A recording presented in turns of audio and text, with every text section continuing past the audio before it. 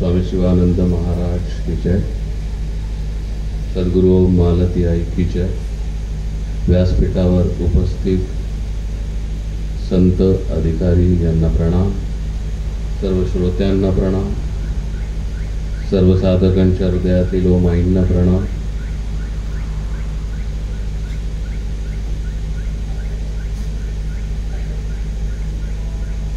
आज स्वामीजींच्या रूपाने आपल्याला एक अधिकारी व्यक्तिमत्व मार्गदर्शन करण्यासाठी लाभलेला आहे।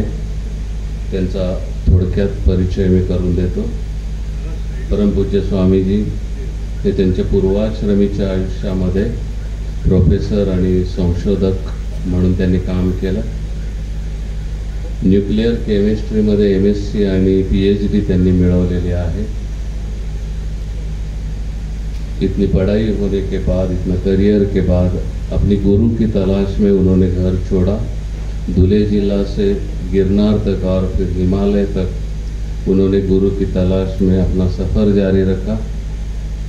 आखिर छपरा बिहार में उनको उनके गुरु महाराज शक्ति बालक परमहंस मिले। उसके बाद उनकी साधना शुरू हो गई। उनकी पूर्व जन्म की साधना, उनके घर में मिली आध्यात्मिक विरासत और गुरु कृपा के बल से उन्होंने अपना साधन पूरा किया और पिछले 40 साल से वो धर्म और अध्यात्म का प्रचार और प्रसार कर रहे हैं। सनातन संस्कृति में जो वैज्ञानिक रहस्य है, वो रहस्यों के बारे में वो प्रचार और प्रसार कर रहे हैं पूरे भारतवर्ष में। और हमारी जो महान संस्कृति है और जीवन में आध्यात्मिक दृष्टिकोण, इस बारे में वो व्याख्यान, प्रवचन और लेखन करते हैं। स्वामी जी के अनेक ग्रंथ सुप्रसिद्ध है। उसमें भी स्तोत्र मंत्रांचे रहस्य, ये जो मराठी बुक है वो काफ़ी लोकप्रिय है। वो उसका हिंदी, इंग्लिश और गुजराती में ट्रांसलेशन भी हो गया और उस बुक के 23 अनुकरण भी हुए हैं। अभी स्वामी जी आज हमारे बीच हमको संबोधित करने के लिए उपस्थित है। ये हमारा परम भाग्य है। मैं परम पूज्य स्वामी जी को विनती करता हूँ, अपने कृपा वचनों से हमें आशीर्वाद करें। हरिओम।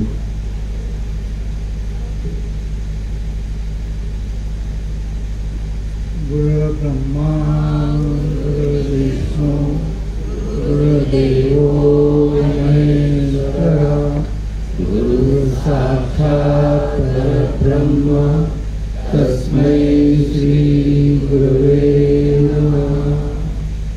सर्वमंगले मांगल्ये शिवे सर्वार्थसाधिके शरण्ये त्र्यंबके गौरी नारायणी नमोस्तुते।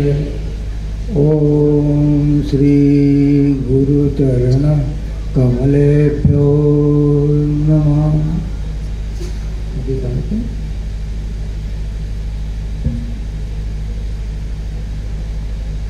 संभवतः मनुष्य सृष्टीच्या उत्पत्तीपासूनच मनुष्यासमोर हा प्रश्न पडला असेल की या मनुष्य जीवनाचा उद्देश काय, कशासाठी हे मनुष्य जीवन मिळालं आहे। आणि या प्रश्नाचे उत्तर संत वारंवार देऊन गेले, सांगून गेलेत। तरी लहान बालक जसं विचारतो आजोबांना, हे काय आहे, आजोबा सांगतात याला चिमणी म्हणतात, पुन्हा विचारतो हे काय आहे, चिमणी म्हणतात। हा खेळ अजूनही चालू आहे। मनुष्य जीवनाचा उद्देश जगातल्या कुठल्याही भाषेमध्ये, जगाच्या कुठल्याही संस्कृतीमध्ये, जगाच्या कुठल्याही धर्म पंथ संप्रदायामध्ये सांगितलं नसेल। इतक्या 3 छोट्या सूत्रात सांगितलं गेलेलं आहे या संस्कृतीमध्ये। असतो मा सद्गमय, तमसो मा ज्योतिर्गमय मृत्युर्मा अमृतमगमय. आम्ही जर तुम्हाला विचारलं की ही सूत्र कोणाची आहेत, पंचायत बसेल तुमची. सूत्र सगळ्यांना माहिती आहे, पण ही सूत्र नेमकी कोणी दिली तुम्हाला आश्चर्य वाटेल. आणि मातृभगिनींना आनंदाने अभिमान वाटेल.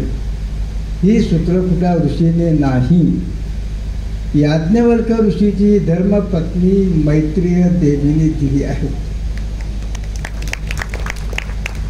मैत्रेय देवीची सूत्र आहेत, याज्ञवल्क्य ऋषीच्या पत्नीची. 3च सूत्र. मनुष्य जीवनाचं सगळं रहस्य या 3 सूत्रात आलेलं आहे. याज्ञवल्क्य ज्यावेळी मैत्रीजवळ येतात, त्याच्या आधी त्यांची दुसरी पत्नी कात्यायनी त्याला भेटून आलेले असतात. 2 पत्नी आहेत त्यांना. आधीच्या पत्नीला भेटून परत आले. मैत्रीजवळ आले, म्हणाले की हे मैत्री, मी हा ग्रसाश्रम सोडून आता तपस्येसाठी ज्ञानप्राप्तीसाठी जात आहे. माझ्याजवळ जे काही आहे या आश्रमात त्याचे 2 भाग केले, ते कात्यायनीला एक तुला. मैत्रीदेवी म्हणाली, आधी माझ्या एका प्रश्नाचे उत्तर द्या, मग मी ठरवेन की हा भाग स्वीकारायचा की नाही. ज्या अर्थी तुम्ही इथल्या सगळ्या सुखसुविधा सोडून, इथला तुमचा मान सन्मान प्रतिष्ठा सगळं सोडून, सगळं काही सोडून तुम्ही इथून जात आहात, तर नक्की तुम्ही दुःखी होण्यासाठी जात नाही आहेत. म्हणजे इथं जे आहे यापेक्षा अधिक काहीतरी आनंदाचं सुखाचं तुम्हाला मिळवायचं आहे म्हणून तुम्ही जात आहात, खरं ना? तुम्ही हो. मग ते नेमकं काय आहे ते मला आधी सांगा, की ज्याच्या प्राप्तीसाठी तुम्ही हे तर सगळं काही सोडून निघालेलं आहात, म्हणजे यापेक्षा अधिक काही श्रेष्ठ, अधिक काही सुखदायी, अधिक काही आनंददायी असं काही तुम्हाला मिळणार आहे, ते काय आहे ते आधी मला सांगा. त्या याज्ञवल्क्य त्याला उत्तर देतात की हे मैत्रिय, मी तुला प्रिय आहे कारण माझ्यामध्ये जी आत्मचेतना आहे त्याच्यामुळे. ही आत्मचेतना निघून गेली, हा आत्मा निघून गेला, हे चैतन्य निघून गेलं, तर या निर्जीव शरीरावर कोणी प्रेम करणार नाही. आत्मा अनसु प्रेम भवती. हे चैतन्य आहे म्हणून तू माझ्यावर प्रेम करते, तुझ्यात चैतन्य आहे म्हणून मी तुझ्यावर प्रेम करतो. जगातले सगळेच जण एकमेकावर जे प्रेम करतात ते त्यात असलेल्या चैतन्यामुळे करतात, शरीरावर नाही. ही गोष्ट तुमच्या पटकन लक्षात येणार नाही. आम्ही अनेक वेळा तरुण मुलांना एक प्रश्न विचार, समजा 2 खोल्या आहेत आणि या दोन्ही खोल्यामध्ये आम्ही व्यवस्था केलेली आहे, बाहेर कुलूप लावणार आहोत, निवड तुम्हाला करायची आहे 2 पैकी एका खोलीची. एका खोलीत तुम्हाला जे जे हवं ते सगळे देतो. साधी गादी पाहिजे असेल, डनलॉपची गादी पाहिजे असेल, TV पाहिजे असेल, दुसरं काही पाहिजे असेल, सोनं चांदी दाग दागिने, खायला जे आवडत असेल ते सगळं काही देतो. आणि सोबतीला एक निर्जीव काया, एक डेड बॉडी, एक प्रेत, ते त्या खोलीत ठेवून देतो. तू पाहिजे एखाद्या सुंदर तरुणीचं म्हणशील, सुंदर तरुणीच्या ठेवून देतो. त्या खोलीत तुला 1 महिना बंद करणार आहोत, महिनाभर बाहेर यायचं नाही. दुसरी खोली आहे, त्यात तुला जे जे हवं ते देणार नाही, पण जे जे आवश्यक आहे, मग भोजनासाठी भाजीपोळीने काम चालतं, गुलाबजाम पाहिजे गरज नाही आहे, शरीर टिकवायचं आहे. जे जे हवं ते नाही, जे आवश्यक आहे तेवढं तुला मिळणार. झोपायला सतरंजीने काम चालून जाईल, देतो. फक्त फरक एवढा की त्या खोलीत तुझ्याशी बोलण्यासाठी तुझ्यासारखे एक जिवंत व्यक्ती असेल, डेड बॉडी नाही. 1 महिना त्या खोलीत तुला बंद करणार. आता निवड तुला करायची आहे की 2 पैकी कोणत्या खोलीत जाणार. कोणी जो मानसिक विकृत नसेल तो सरळ म्हणाल की बाबा रे ती दुसरी खोली बोलायला कोणी असेल ना महिनाभर एकटं कसं राहायचं त्या खोलीत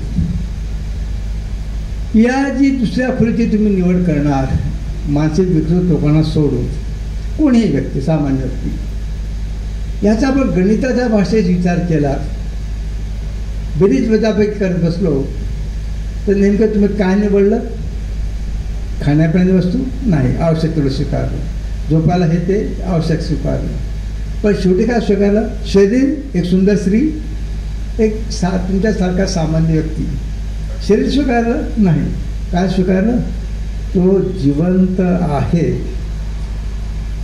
तो जिवंत आहे तुमच्यासारखा तुमच्याशी संवाद साधू शकाल अशी व्यक्ती तुमच्यासमोर आहे शेवटी तुम्ही काय पसंत केलं चैतन्य आणि जे चैतन्य आम्हाला सगळ्यांना हवंसं वाटतं आहे संत तुलसीदास स्वतःचं एक छान भजन आहे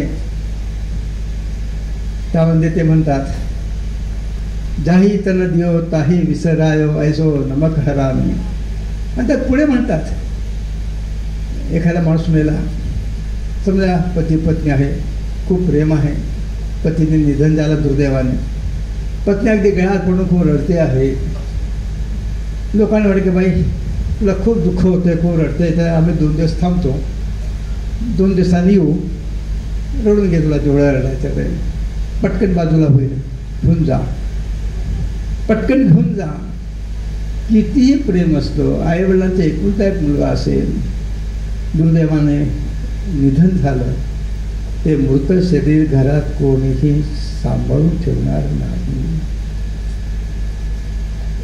याचा अर्थ काय याचा अर्थ तुम्हाला ते चैतन्य हवं होतं आणि दुर्दैवाची गोष्ट अशी की आम्ही जगाची सगळी माहिती करून घेतो पण ते चैतन्य आम्हाला सतत हवंसं वाटतं त्याबद्दल तर आम्हाला काही माहिती नाही असे तरुण पुढे आम्हाला विचारते बराच वेळा स्वामी कशाला पाहिजे भजन करायला मी सांगतोच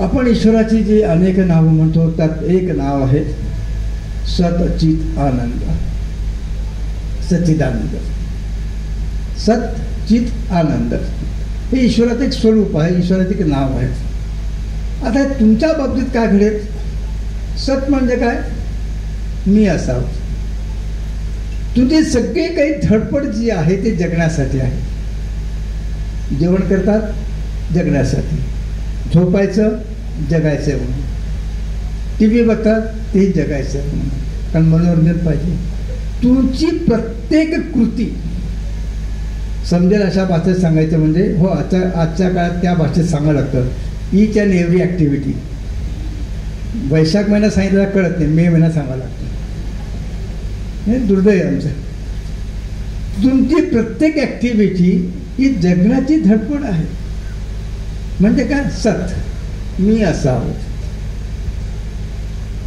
मी असावं ठीक आहे समजा एखाद्या व्यक्तीला ॲक्सिडेंट झाला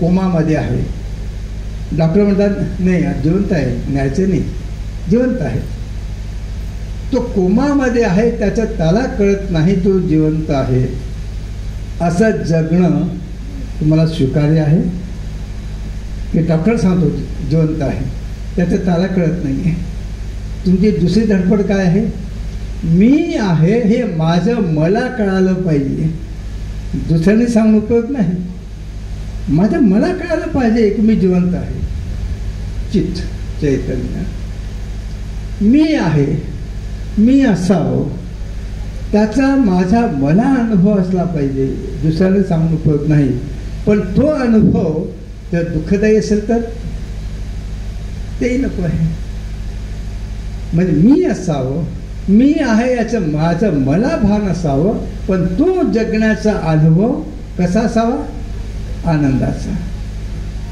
मग त्या परमेश्वरापेक्षा तुम्ही सतचित आनंद तुम्ही पण आहात कारण भगवानच म्हणतो मी सगळ्यांमध्ये आहे सर्वचा हा मृत सन्नविष्टो तोच बसला आतमध्ये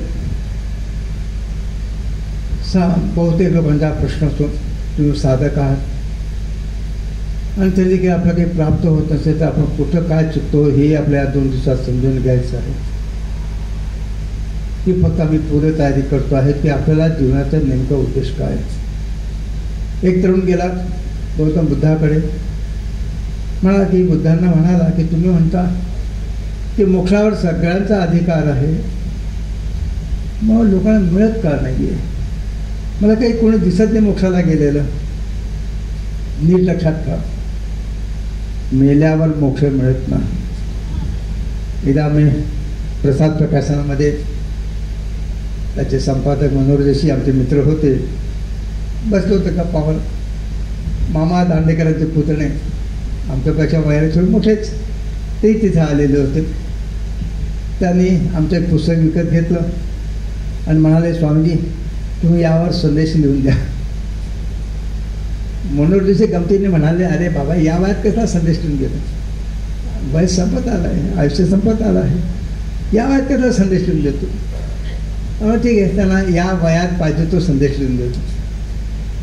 आम्ही पुस्तक घेतलं, त्यात 2 ओळी लिहून दिल्यात. लक्षात ठेवा तुम्ही सगळेजण, 2 ओळीत एक संदेश लिहून दिला. श्वास संपणे इच्छा बाकी, श्वास संपणे इच्छा बाकी याचे नाव मृत्यू असे. श्वास संपणे इच्छा बाकी याचे नाव मृत्यू असते. इच्छा संपणे श्वास बाकी, इच्छा संपणे श्वास बाकी याचे नाव मोक्ष असे. मोक्ष मेल्यावर मिळणार नाही, आताच जिवंत असताना मोक्ष मिळायचा आहे. केव्हा मिळेल? इच्छा संपणे श्वास बाकी. तुमची सगळ्यात मोठी अडचण कुठे आहे? इच्छांमध्ये आहे. एकाने असं लिहिलंय, मी पण पैगंबर झालो असतो और बीच में एक चाहत न होती, बीच में एक चाहत न होती तर मी पण ईश्वर झालो असतो. तुमची सगळ्यात मोठी अडचण बीच में जो एक चाहत आहे, जी इच्छा आहे, तिथं कार्य सगळे अडकते आणि ती दूर करणं कठीण नाही आहे. रामचरितमानसचा एक सुंदर प्रसंग आहे, तो आधी थोडं सांगतो. आधी गौतम बुद्धाची ती कथा पुरी करतो. बुद्धाला त्या तरुणाने विचारलं की मोक्षाच्या सगळ्यांसाठी मिळत का नाही. बुद्ध म्हणाले, तुला प्रश्नाचं खरंच उत्तर हवं आहे? हो, माझं एक छोटंसं काम कर, मग मी तुला या प्रश्नाचं उत्तर उद्या देईन. सांगा मला, उद्या तू कमीत कमी या शहरातील 100 लोकांना भेटायचं, कमीत कमी 100 लोकांना भेटायचे. तुला कागद बरोबर घ्यायचा आणि प्रत्येकाला विचारायचं तुला जीवनात काय हवं आहे, काय काय हवं आहे. बंगला हवा आहे, लग्न झालं पाहिजे, मुलं पाहिजे, त्या काळात जे काही वाहन असेल, कार नसेल तर रथ असेल, जे काही असेल, तुला जे जे काही हवं असेल अशा 10 तुझ्या इच्छा मला कागदावर लिहून दे. मला ठीक आहे, सोपं काम आहे. तो दुसऱ्या दिवशी शहरात फिरला, 100 ने 150 200 लोकांना भेटला. प्रत्येकाकडनं लिहून घेतलं की तुमच्या जीवनाच्या 10 अपेक्षा, इच्छा लिहून द्या. सगळे कागदात घेऊन आला बुद्धांजवळ. घ्या, तुमचं मी काम केलं, माझ्या प्रश्नाचं उत्तर द्या. बुद्ध म्हणाले, तुझ्या प्रश्नाचं उत्तर त्या कागदातच आहे. या तू 150 200 लोकांना भेटलात, प्रत्येकाच्या 10 इच्छा लिहून घेतल्यात. कोणीतरी त्या 10 इच्छामध्ये शेवटली इच्छा तरी लिहिली आहे का की मला मोक्ष हवा? मला मोक्ष हवा ही इच्छा पहिली नाही, दुसरी नाही, 10वी तरी कोणी लिहिली आहे का त्या 100 लोकांमध्ये, 150 लोकांमध्ये? तो म्हणजे नाही. हे तुझ्या प्रश्नाचं उत्तर. तुम्हाला जर नको आहे तो मिळणार कसा? आणि तुम्हाला जर हवा असेल तो टाळणार कसा? हे विल फाइंड ए वे. इच्छाचं मागे मिळेल. खरोखर तुम्हाला मोक्ष हवा आहे का? तुम्ही म्हणा की मोक्षाची खरोखर गरज आहे का? हो, कारण हे मनुष्य जीवन त्यासाठी आहे, संत सांगत आले असं नाही. खरोखर तुम्ही बारकाईने जर तुमच्या जीवनाचा विचार केला तर या प्रश्नाचं उत्तर तुम्हालाच द्यावं लागेल, हो म्हणून. तिथं हा लोटावर पाणी ठेवलेलं आहे. समजा कोणी येतात त्यांना धक्का लागला, लोटा पडला, पाणी सांडलं. साधा प्रश्न आहे, आता हे पाणी कुठं जाईल? तुमचा उत्तर असेल उताराकडे, बरोबर. आता नीट विचार करून सांगा, उताराकडे म्हणजे नेमकं कुठं? जर तुम्ही असा प्रयत्न करू शकला की सूर्याच्या उन्हाने त्या पाण्याचे वाफ होणार नाही आणि जमीन याचं शोषून घेणार नाही, अशी जर तुम्हाला व्यवस्था करता आली की जमीन ते मुरणार नाही आणि सूर्याच्या उन्हाने वाफ होणार नाही, अशी जर व्यवस्था करता आली, नीट लक्षात नाही का की हे तांब्यावर इथं सांडलेलं पाणी उताराकडे म्हणजे वाहत वाहत समुद्राकडे जाणार आहे. कळतंय? इथून कुठं गटारीत जाईल, गटारी नदी जाईल, कृष्णात जाईल, मोठ्या नदीत जाईल, शेवटी कुठे जाईल? समुद्रात. पाण्याचा प्रत्येक थेंब समुद्राला शोधतो आहे, कारण पाण्याची उत्पत्ती समुद्रातून आहे, डोंगरातून नाही. 2-4 वर्ष पाऊस नाही पडला, नद्या सुकतात. पाण्याचं जन्मस्थान काय आहे? समुद्र. म्हणून पाण्याचा प्रत्येक थेंब तो उताराकडे धावतो आहे, म्हणजे कुठपर्यंत धावणार आहे? समुद्राला मिळत नाही तोपर्यंत. मग तुमच्या गावाचा ओढा असो, छोटी नदी असो, कृष्णा मैया असो, नर्मदा मैया असो, गंगा असो, पवित्र नदी असो, गड्ढा असो, जे काही असेल ते पाण्याचा प्रत्येक थेंबाची धडपड आहे समुद्राकडे जायची. त्याची जीवाची धडपड तोपर्यंत संपणार नाही. गंगा पवित्र असली तरी तिला धावायचं आहे, कुठपर्यंत? जोपर्यंत ती समुद्रात मिळत नाही. नर्मदा मैयालाही धावायचं आहे, कुठपर्यंत? जोपर्यंत समुद्रात मिळत नाही. तर जर तुमची धडपड, एक साधा प्रश्न विचारात घ्या, तुम्ही स्वतः कधी दुःखी होण्याचा प्रयत्न केला आहे? कधी विचार केला, चला सगळे उठा, मला दुःखी व्हायचं आहे, जरा बाजारात कुठे पिशवीभर मिळत असेल दुःख गोळा करून आणू. अहो, तुम्ही भाजीची निवड करतात, मला ही भाजी नको, ती भाजी नको पाहिजे, हे देखील सुखासाठी करतात ना. आणि मला भजी खाशी वाटली, काही चुकीचं नाही, आम्हाला पण आवडते, बोलवायला हरकत नाही. प्रश्न असा आहे, भजी खावशी वाटली चुकीचं नाही आहे, कशासाठी खावशी वाटली? त्यात तुम्हाला सुखाचा अनुभव आहे. तुम्ही झोप घेतात, कशासाठी घेतात? सुखाचा अनुभव आहे.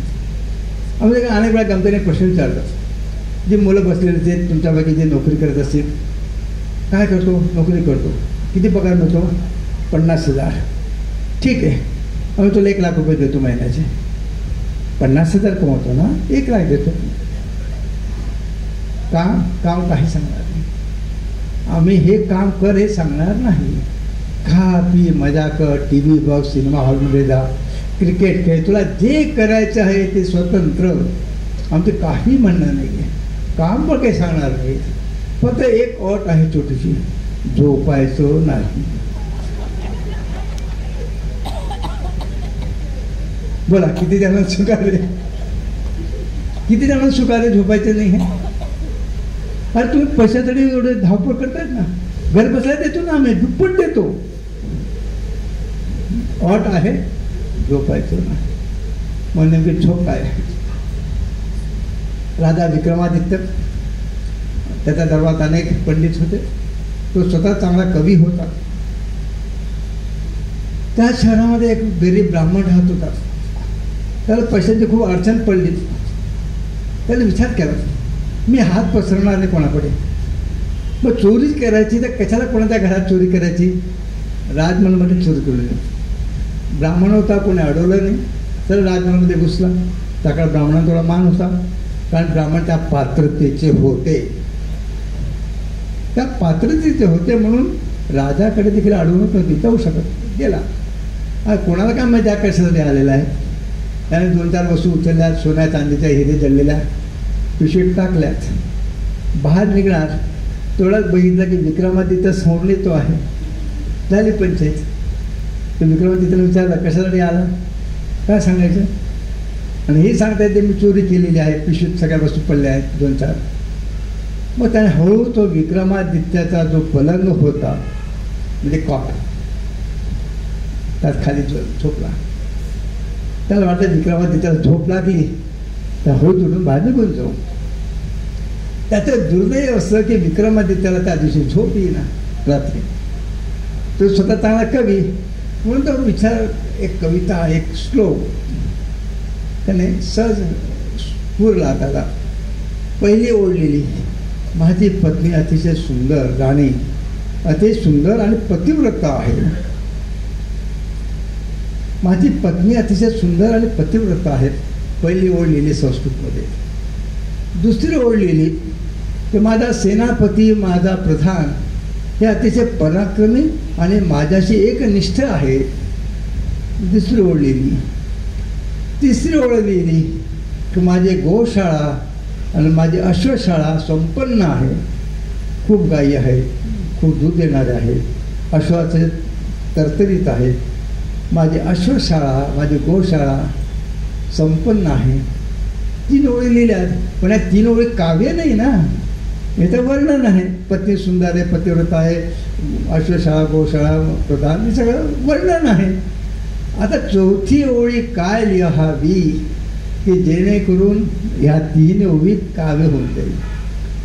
ते काव्य होण्यासाठी एक सुंदर कविता होण्यासाठी चौथी ओळ तर सुचेना. खाली बसला जीव कवी राहवलं नाही, फटकन बोलून गेलं की डोळे मिटलं तर यातलं काही नाही. जीवनाचे हे रस सगळं आहे. पती सुंदर आहे, पतिव्रता आहे, अश्वशाळा गोशाळा आहे, हे आहे ते आहे, पण डोळे मिटलं तर यातलं काहीही नाही. तर आता समजला पुढच्या गोष्टीसाठी गरज नाही सांगायची. तुझी सगळी धडपड जी चाललेली आहे, हे हवं ते हवं ते हवं. सोनं पाहिजे, किती तोळ पाहिजे आम्ही देतो. न झोपता राहू शकाल नाही राहता. मग झोपेत नेमकं काय आहे? झोपेत नेमकं काय आहे की ते तुम्हाला हवंसं वाटतं? जर रात्री झोपणे झाले तर सकाळी बेचैन वाटतं. पूर्वीच्या काळामध्ये खेडेगावामध्ये लाईट नव्हती, वीज नव्हती. कार्यक्रम व्हायचे ते स्टोरेज बॅटरी घेऊन जायचे आणि मग ते स्टोरेज बॅटरीवर लाऊडस्पीकर चालायचं, भजनं व्हायची, कीर्तन व्हायचे, जे काही कार्यक्रम असतील. आता ती चार्ज केलेली स्टोरेज बॅटरी हळूहळू डिस्चार्ज होत जाणार, आवाज कमी होत जाणार आणि केव्हा तर ते बंद पडणार. मग काय करायचं? दुसऱ्या दिवशी त्याला चार्जिंगला न्यायचं दुकानावर. पुन्हा चार्जिंग झाले की पुन्हा आवाज होता ना सर. गाडी देखील बॅटरी असते, चार्जिंग करायला लागते. ही देखील एक स्टोरेज बॅटरी आहे. हे काय आहे? शरीर एक स्टोरेज बॅटरी आहे. तुम्ही दिवसभर काही काम करा नका करू, हळूहळू ही पण डिस्चार्ज होऊन जाते आणि हिला चार्जिंग करायला लागते आणि ती चार्जिंग झोपेत आपोआप होते. जर झोपेमध्ये ही बॅटरी चार्ज झाली नाही तर दुसऱ्या दिवशी तुम्हाला काहीच सुचायचं नाही. पण दुर्दैव असं की ती बॅटरी जिथं चार्ज होते ते ठिकाण तुम्हालाच माहिती नाही, कुठं चार्जिंग होते हेच माहिती नाही. झोपेत ती चार्ज होते म्हणून दुसऱ्या दिवशी चांगला जातो. जर गुरुकृपेने तुम्हाला हे रहस्य कळालं, ही बॅटरी नेमकी कुठे चार्ज होते आणि तिथं डोळे न मिटता जाता आलं तर जगात कोणीही तुम्हाला दुःखी करू शकणार नाही. आणि त्याला ऋषीमुनी ध्यान म्हणतात. ऋषीमुनी ध्यान त्यालाच म्हणतात की जागृत अवस्थेत देखील तुम्ही झोपेचा अनुभव करू शकाल. झोपेमध्ये एक तामस गुण आहे, त्यामुळे झोपेमध्ये झोपल्यानंतर तुम्हाला काही आठवत नाही आहे. झोपेतला आनंद, झोपेची स्थिती जर जागृत अवस्थेत तुम्हाला साधता आली त्याचं नाव ध्यान आहे. आणि हे जर तुम्हाला साधलं तर नेहमीच चार्जिंग आहे की अष्टंतीस आहे. आणि म्हणून जे संत तुकोबा ते काही शास्त्र शिकले नव्हते म्हणून ते म्हणतात वेदाचा अर्थ अमासेचे ठावा, तुम्ही तर केवळ भार वाहू. काय वेदाचा अर्थ? पातंजल योग सूत्रातलं पहिलं सूत्र आहे योग चित्तवृत्ती निरोध. चित्तवृत्तीचा निरोध हा योग आहे. तुकोबा काय म्हणतात?